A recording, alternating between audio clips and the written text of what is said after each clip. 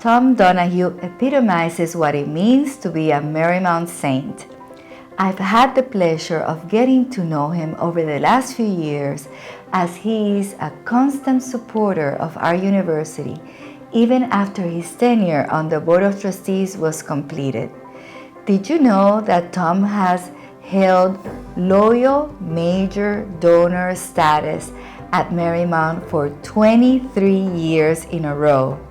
His experiences in the business world through the U.S. Chamber of Commerce are of course exceptional, and we are so grateful to have him on board as an executive in residence, an influential figure passing on his knowledge to the next generation of business leaders.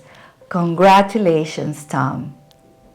I'd like to extend my appreciation to all those at Marymount University who have worked so hard and so long to strengthen this institution through a number of administrations, but with an absolute commitment to the values and vision of Mother Majella. May I also acknowledge the other honorees this evening, a number of them who have been long supporters of Marymount, led by Marlene Malik, who has served this institution for many years. The opportunity to get up and make these comments makes me think about my first engagement with Marymount 30 years ago. I was captured by Mother Majella, a saint herself, who moved this university from a girls' finishing school to a serious institution of learning.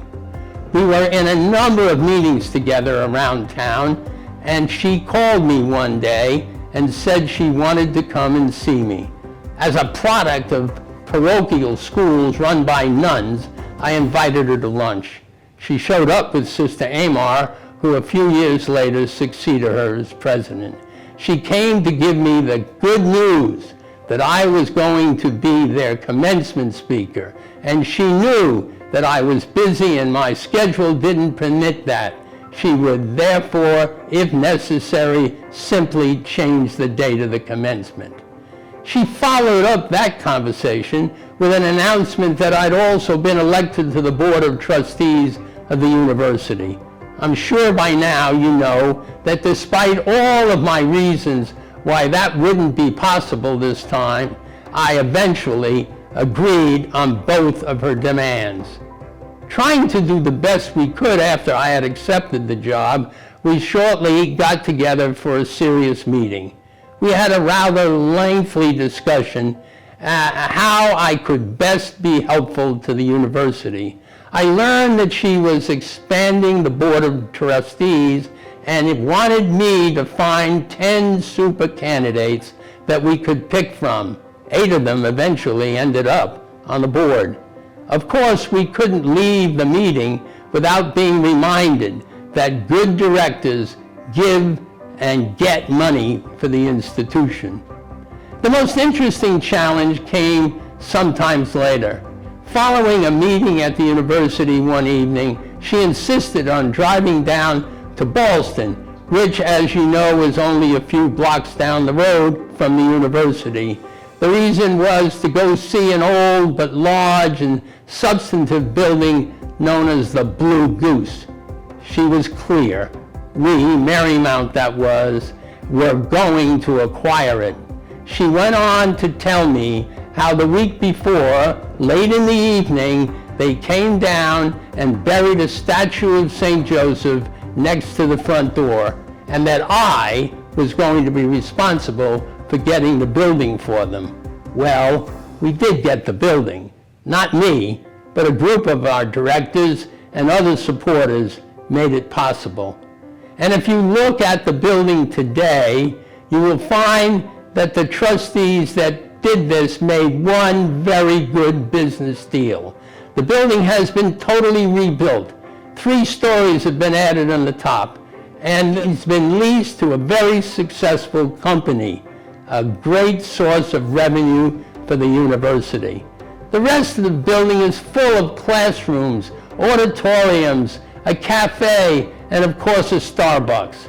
It is no way resembling the Blue Goose. Along with that, I wish to report that with a new president and recruiting at this institution continues. The president, the provost, and the dean of the business school recently announced that I would serve as an executive in residence. I can only imagine what will come of this and what they have in mind for me to work on. But simply stated, this is a growing and prospering institution. And today, this is who they are, led by an extraordinary, energetic, and passionate president.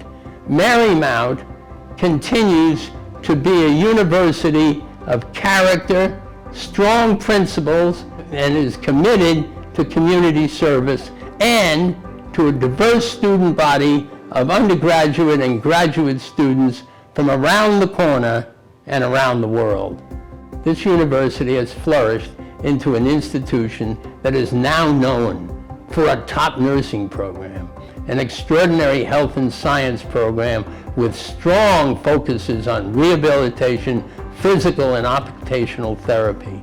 They have an undergraduate and graduate business education program that has received national recognition.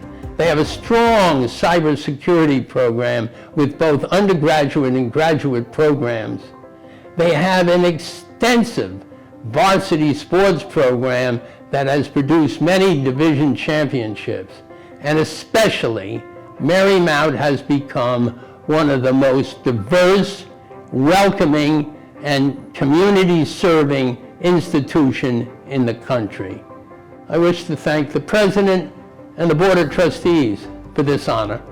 I'm so proud to have been affiliated with Marymount for years and to be back at a time when Marymount has exciting plans for its future, as well as the team that can make it happen.